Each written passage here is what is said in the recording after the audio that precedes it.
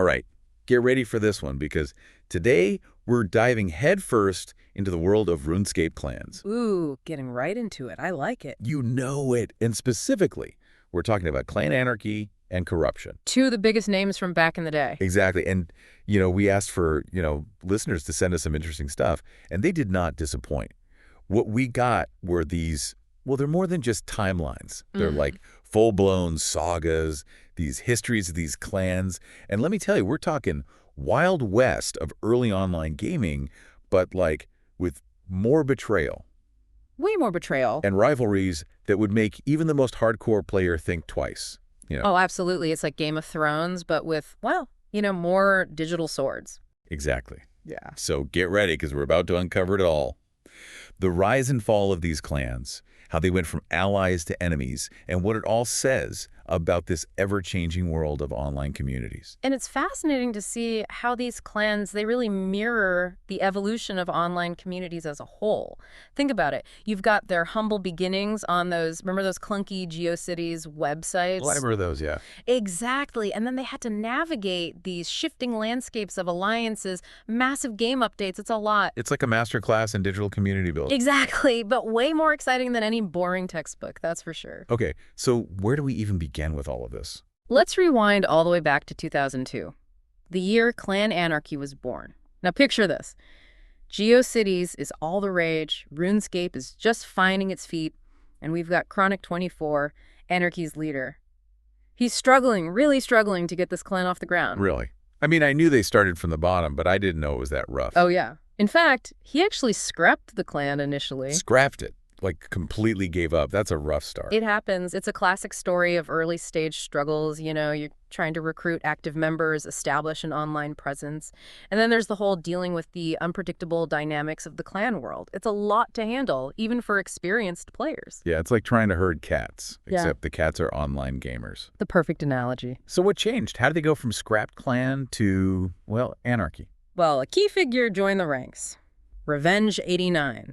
Revenge 89, okay. This guy, he not only brought these mad design skills that helped Anarchy build a killer website on avid gamers, remember those? Oh yeah, gamers. He also had ties to the Earth Alliance. Ah, Earth Alliance, the guardians of the little guy. Exactly. And let me tell you, that connection came in handy when Anarchy faced their first major threat. Which was? The rabid noobs. The rabid noobs, of course. How could I forget? They were a force to be reckoned with. Anarchy knew they couldn't take them head on. So what'd they do? They got strategic. They used a tactic that, even back then, highlights just how important online reputation is. They leveraged community rules on RuneScape community, or as it was known then, RSC, to their advantage. RSC, that was like the digital town square back then. Exactly. It was the central hub for RuneScape players to connect, share news, gossip, all of it. So they played the court of public opinion. Smart. Very smart and very effective. They publicly shamed the rabid noobs, highlighted their rule violations on RSC, and turned the entire community against them. Wow, talk about a power move. It was a calculated move, and it worked flawlessly. It weakened the rabid noobs and solidified Anarchy's position as a clan, a clan that knew how to play the game, both inside and outside the virtual world. It's amazing how much power a few well-placed words can have online. More than any sword or spell, that's for sure. That's a good point. But even with Earth Alliance on their side, Anarchy couldn't catch a break. Not even close. Because soon enough, they found themselves facing an even bigger threat. Oh yeah, this wasn't just any threat. This was the Alliance. Led by the infamous, or should I say notorious, King CJ70. King CJ70, that name still sends chills down my spine. And for good reason. The Alliance was on a whole other level. Larger, incredibly organized, masters of psychological warfare. Psychological warfare in RuneScape. Oh yeah, they would constantly declare war on Anarchy even though they knew they'd win. Just to demoralize them. Exactly. Imagine being bombarded with war declarations day after day, knowing you don't stand a chance. It was brutal. It's like they were stuck in a never-ending loop of digital beatdowns. Essentially. And if I'm remembering this right, didn't Anarchy try to recruit RuneMob for help? They did. And that backfired spectacularly, right? Oh, it was a disaster of epic proportions. Which just goes to show how fragile trust is in this world, and how alliances can be both your greatest strength and your downfall. What happened? I don't think I ever got the full story on that one. Well, word got out that Anarchy was looking for RuneMob's help. And you know how information travels in the online world like wildfire? Oh, yeah. So naturally, the Alliance found out and they used it to their advantage. Publicly humiliated Anarchy made them look weak and desperate. Ouch. It was a harsh lesson in the dangers of diplomacy gone wrong. And to think, they were already dealing with the Alliance, but then they had to deal with the Twisted Plookers, too. The infamous TP. Now, this is a classic example of how quickly trash talk and misunderstandings can spiral out of control online. So what happened? What sparked the flame? It all started with some, let's just say, heated exchanges on RSC. Chronic 24, Anarchy's leader, he was right in the thick of it. You see, TP, they'd planned a war with another clan, and they scheduled it during a time when most of Anarchy's members, including Chronic 24, wouldn't be online. Why? What was going on? Anarchy had a prearranged time change. Ah, so TP was trying to take advantage of the situation. Well, that was the big question, wasn't it? Did TP do it intentionally, or was it just a coincidence? I can see how that would cause some serious drama. Oh, it did. The time change controversy, as it became known, painted Anarchy in a terrible light, made them look weak, vulnerable, especially with the Alliance circling like sharks. Talk about adding insult to injury. Exactly. And then, to make matters even worse, Chronic 24 had to step away from the game for a while. Yes. The period known as the Great Depression in Anarchy's history. Okay, that's a bit dramatic, don't you think? Maybe, but it fits. This wasn't just a small hiccup. This was a full-blown leadership crisis that nearly destroyed the entire clan. Really? That's serious. Oh, yeah. Chronic 24, he was the glue that held them together. And with him gone, internal conflicts bubbled to the surface. Members started leaving. It was chaos. So what happened? Did Anarchy crumble? It was a close call, but they managed to weather the storm. Barely. That's incredible. They really went through the ringer those early days. They did, but it was also a pivotal time for the clan world, because this is when RuneScape 2 arrived. RuneScape 2. A new game, new features, new challenges. Everything changed. Clans had to adapt or fade away. And for Anarchy, it ushered in an era of strategic mergers that would completely redefine who they were. Mergers, huh? Sounds like things were about to get interesting. Oh, just a bit. Mergers, huh? Sounds kind of like the corporate world was creeping into RuneScape. Was it like a join or die kind of thing? Yeah, you could say that the release of RuneScape 2, it wasn't just like a little update, you know? It was a total game changer. Shook things up completely. So clans had to adapt or else. Adapt or fade away, that's the name of the game. And for Anarchy, these mergers, they were strategic, you know? Like, they weren't just trying to survive. They were picking up valuable assets along the way. Oh, interesting. Like who? Well, there was the merger with True Soul Jazz, for one. They got Blue's Clues 000 from that, a brilliant tactical mind. Blue's Clues 000, I think I remember that name. Yeah, and then they merged with RuneScape Amnesty. Brought in Demastru and Beg and Jim, added even more depth to their leadership. So it's like they were assembling a dream team, using these mergers to build up their strength. Exactly. But there's one merger that really stands out, not just for the strategy, but also for the story behind it. Oh, I love a good story. Lay it on me. All right, so remember how we talked about online reputation being everything back then? Oh, yeah. Even more important than actual skills in some cases, right? Sometimes, yeah.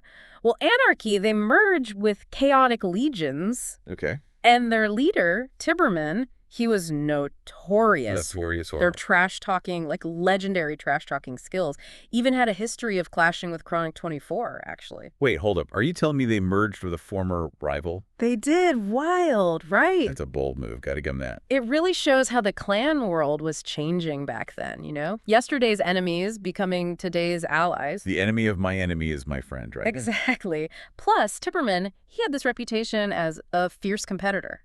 So it was a calculated risk, but one that could pay off big time if it worked. And it did.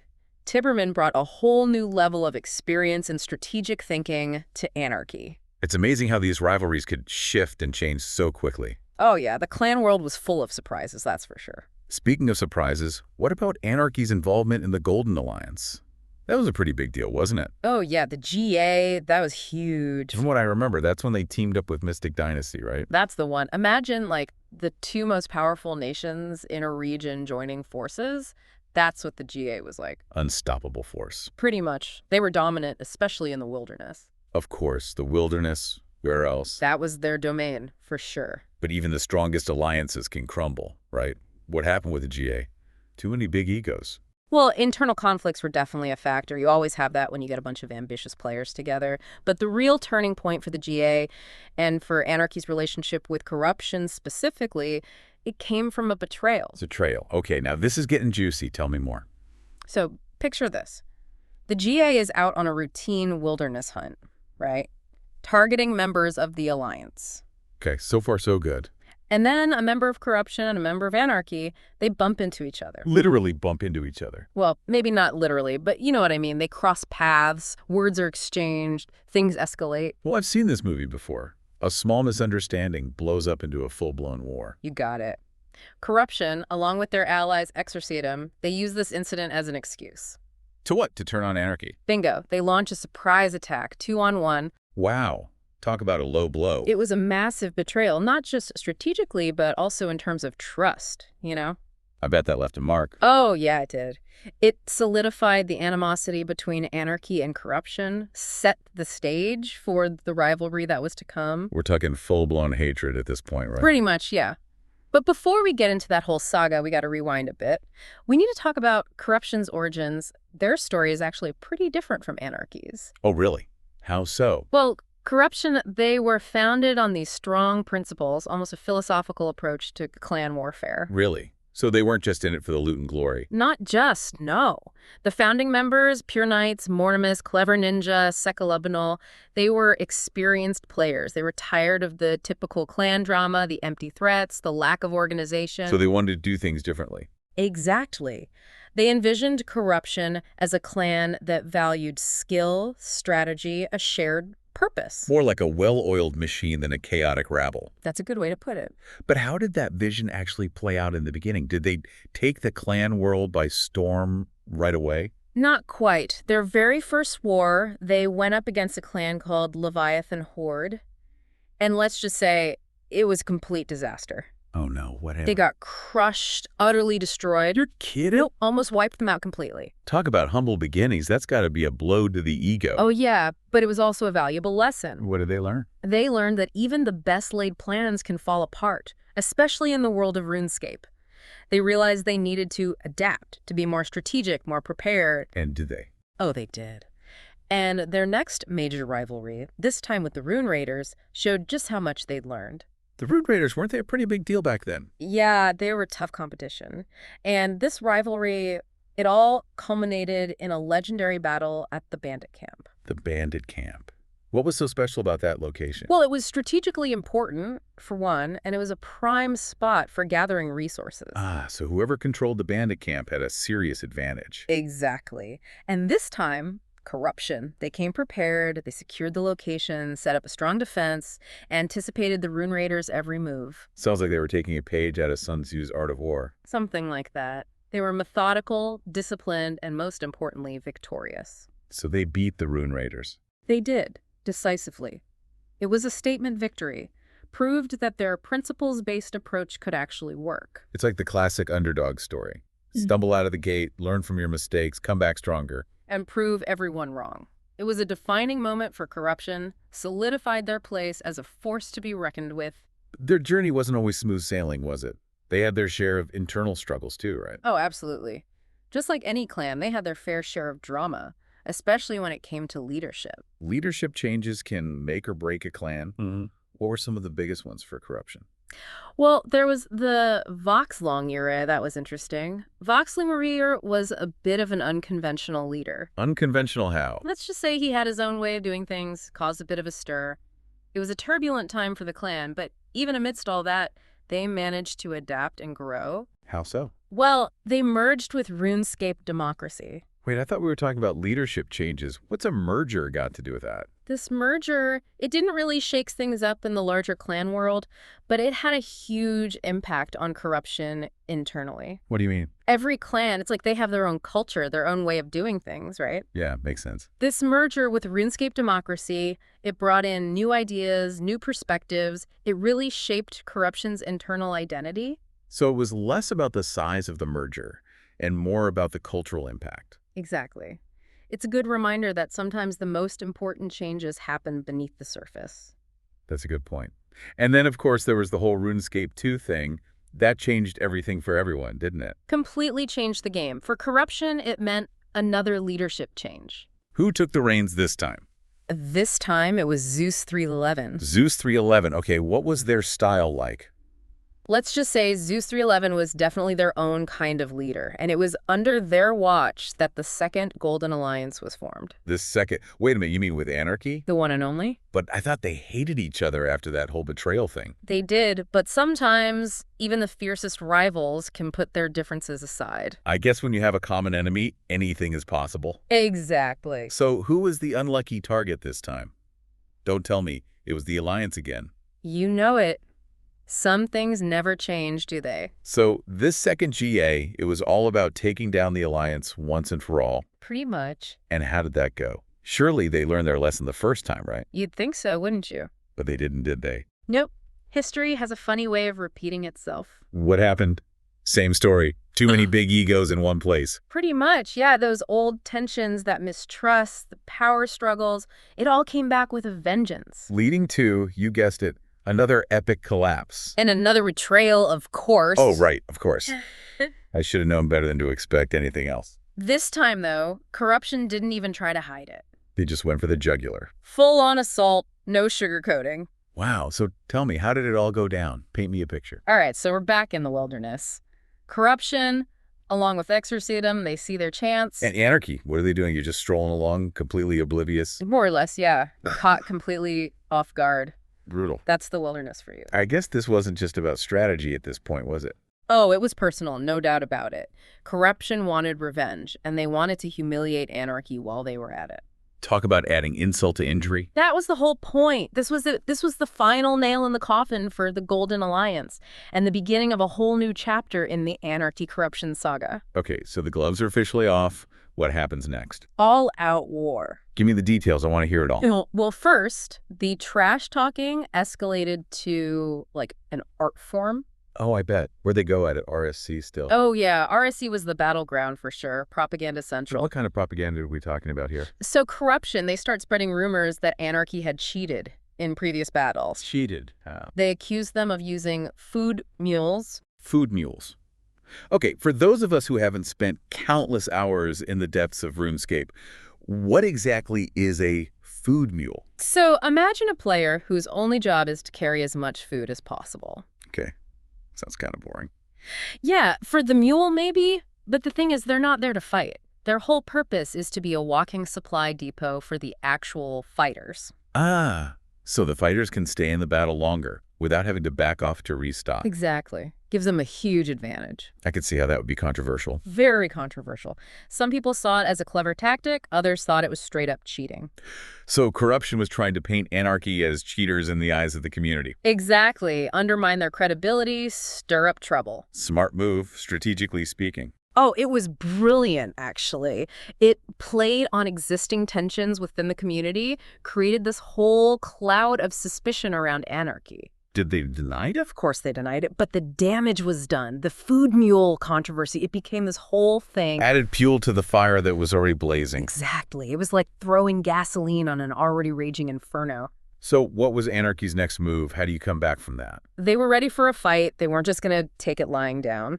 The first official war between Anarchy and corruption was a sight to behold, a real clash of the titans. Who was winning? It was back and forth, constantly shifting. Nobody could gain the upper hand. But as much as this rivalry was about pride, about revenge, about who could outmaneuver who, it was also a reflection of something bigger, something happening in the game itself. Oh, yeah. What was going on? Well, RuneScape was changing. Jagex, the company behind RuneScape, they decided to remove the wilderness. Wait, they removed the wilderness entirely. But that was like the heart of the game, wasn't it?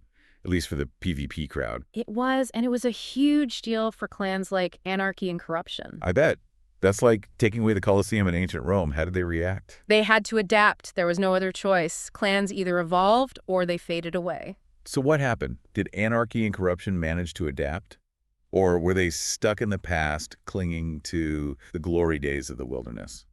It's interesting, actually. Anarchy, they built their whole reputation on wilderness dominance. Right. Chaos was their thing. Exactly. But in this new era, they struggled, their numbers dwindled, their influence waned. They just couldn't quite get a foothold in this new landscape. And Corruption. How they handled this seismic shift? They actually thrived. Really? It's kind of ironic, isn't it?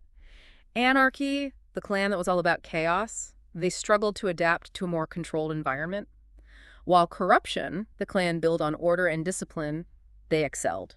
I guess their principles-based approach actually paid off in the end. It did. They embraced the new challenges. They dominated in clan wars. It was like they were built for this new era. So the tables had turned, the student had become the master. You could say that. Did anarchy and corruption, did they ever clash again after the wilderness was gone? There are a few skirmishes here and there, echoes of their former rivalry. But the final recorded encounter, it happened in a clan wars battle. Fitting, isn't it? One last showdown in this new era of RuneScape. It really is. So tell me, who won? Who got the final bragging rights? Well, the records are a bit fuzzy on the details. Come on, you can't leave me hanging like this. But according to corruption's history, they won. Of course they did. It's almost poetic, isn't it? The clan that embraced order and strategy, they come out on top in this new, more structured version of the game. It makes you think, doesn't it? About how we adapt, how we evolve, not just in games, but in life, too. Yeah, it's a good point. It really makes you think.